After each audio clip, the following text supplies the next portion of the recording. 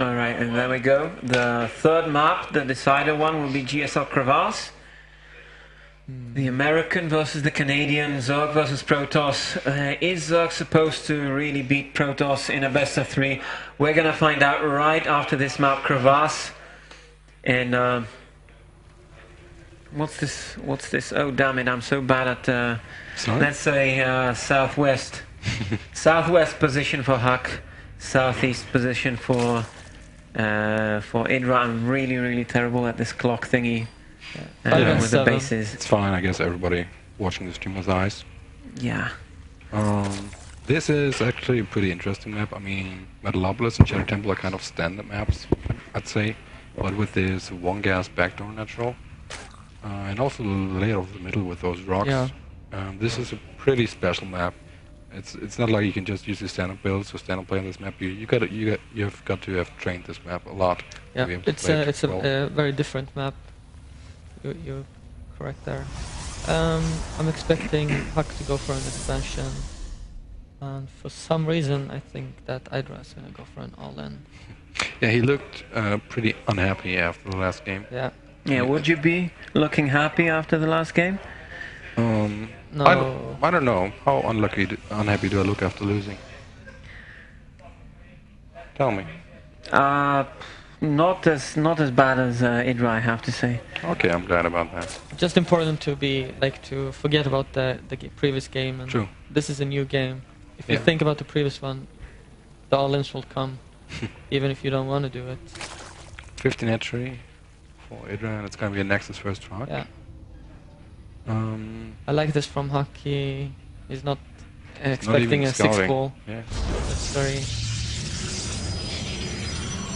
strange. Well, actually, I had a pretty long interview with EG.IdrA today. Talked about those famous MC games from Columbus, where he lost 4-0, and actually, I asked him whether or not he tilted in that match. He certainly denied it. He thought actually that the absolute best course of action, logically speaking, were these all-ins, and we've got some German players walking around making fun of, I think making fun of me, and not specifically any of you guys. I hope so, yeah. X-Lord and Hasuobs, I don't know what they're talking about, but probably my pretty severely lacking shoutcasting skills, I guess. I think you're and we're doing fine. Huh? I think you're doing fine. Well, thank you very much. I'm no tasteless, let's put it this way.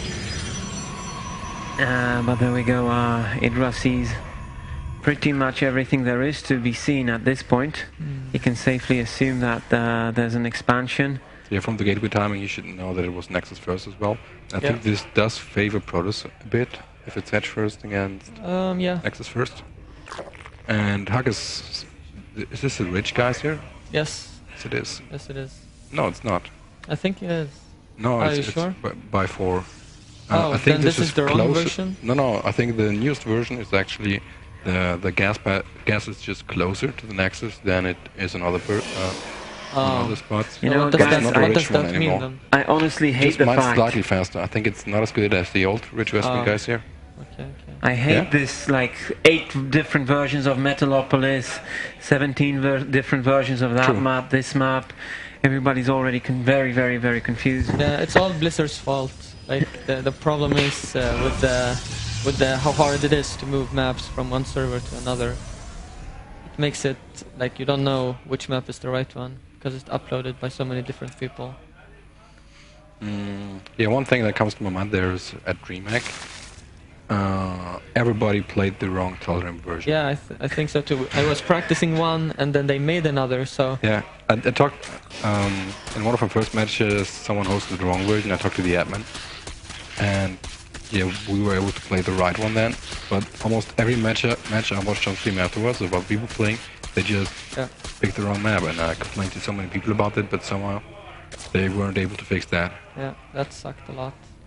Alright, well, we don't have anything super interesting going on so far. How do you guys like participating in a tournament like this? I mean, usually, you know, this is a very party type atmosphere rather than a super competitive atmosphere. How different is it for you in a tournament like this? I mean, if you were to participate, let's say, in most events in the year like this, or most events in the year like DreamHack, which option would you pick? I prefer events like this. This is, even if you're not playing, this is much more fun. If you had like a convention or something, it's very tiring and can get boring at times, but I think the entertainment is pretty good here as well. Yeah, I think there's nothing bad about this. I think you can yourself decide how competitive you want to be. Like, this environment doesn't make it less competitive. Okay. We're more friends and talking and chilling between games. Well, Sokka, I have to say that you don't have very good memories from conventions. You did have to play like 85 maps of the three-way tie breaker at CeBIT at the Intel Extreme Masters World Championship, and I don't envy you. I mean, it was fantastic for the spectators, but you guys were certainly absolutely exhausted. Although it is StarCraft 2 history right now, and you know, unlucky for you, you didn't get through, but it's certainly... Yeah, we put up a good show, I think. Yeah, I think so too. Let's get back to the game, by the way. So it's a 6 or 7 gate, right? Yeah, but IdrA scouted those, and because of that, I think Huck decided to go for the Blink and the expansion. Had he not scouted those, I think he might have went for an all-in. IdrA also reacted well. He put up a spine crawler, started building roaches and links, and stopped his drone production. And Huck smartly decided not to push in immediately. Oh wow, so Huck has an advantage right now, right? Yeah, he has more workers than IdrA. Yeah. And he's taking third. Oh. And he cancels the... I think he made one more pylon or something. Cancelled it. Let's hope for that.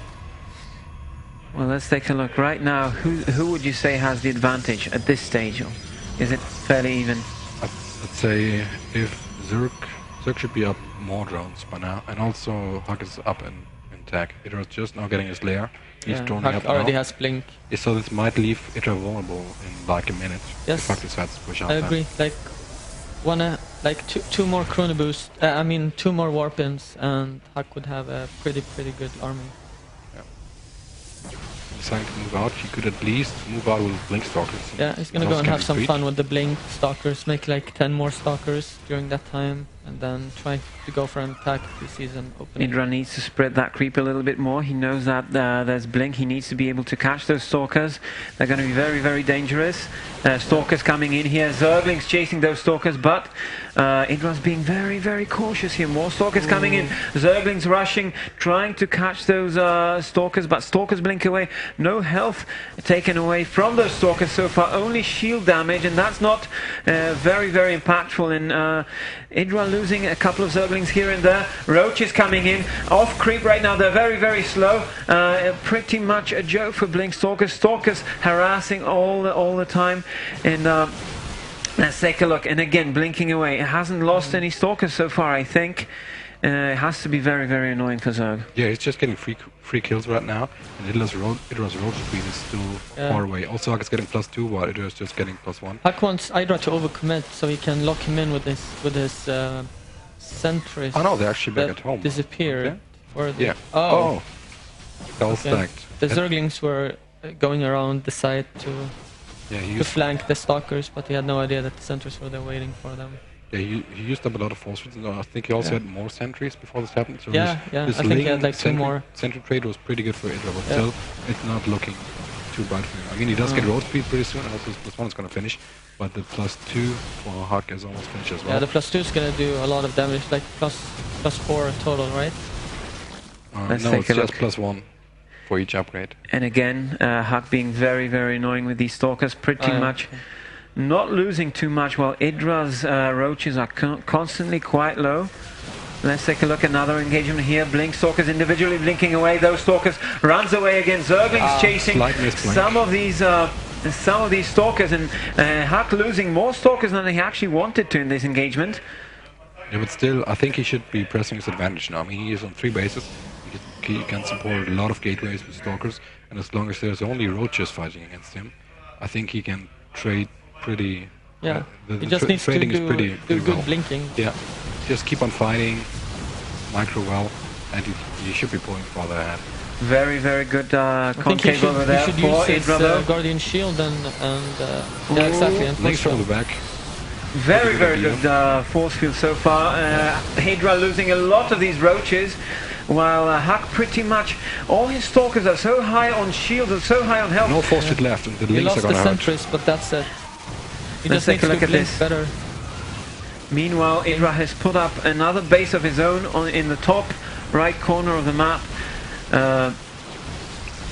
And pathogen plants are almost completed, so he could be building a Festus now with spawn with fungal, but he has no units at the moment, I think. Yeah, no gas Yeah. for it. No gas as well, so maybe he should be switching to circling infestor production at the moment. Huck but- should be careful now to not lose too many stalkers and wait for reinforcements. Yeah, that's much better now. He's adding immortals too, and +3 is almost done. It's like 75% done. Yeah. One more Kuna boost and it will be almost done. Yeah, if I just keeps on pushing, he should be fine. There's an observer, so this burrow isn't gonna do yeah, that yeah. much. And I think this might be over now. 24 zerglings more coming, but I think it's just too many stalkers Yeah, at this point. I think you're correct. Because they will just come in a line and the stalkers will be able to just pick them. Now putting down spine crawlers, I think he might have, maybe should have done this a bit earlier. Cancel the spine crawler, cancels it. No, kills the second one. And there we go. Somewhere That's is an infestor, or there should be. There it is. where it is. But Yeah, one funnel Infestor isn't trying gonna to win run. the fight now. Is he going to lose right here, or is he going to miraculously defend? Looks like he's not going to be able to defend. Those stalkers have done a really, really good job the entire game. And HyDRA types LOL this time instead of GG. I think it's about the blink, I guess, in how much trouble blink gives the Zerg player in a situation like this. Yeah, I Well, think The question is, could he have handled the situation better? 3 Sunkens, I think, would have helped so much. The fight was going on for like 3 minutes, and I think had he put down 3 something at any Absolutely, point, would have helped a lot. he would have been fine. But I think the deciding factor in this match was HyDRA reacting to a 7-gate push without blink, which wasn't coming. Yeah. So he droned up later, Yeah. and that's why he had less units at the point the real blink attack happened. And there we go. You see Chris Laurangeur. That's actually what he told me. The pronunciation of his surname is Laurangeur.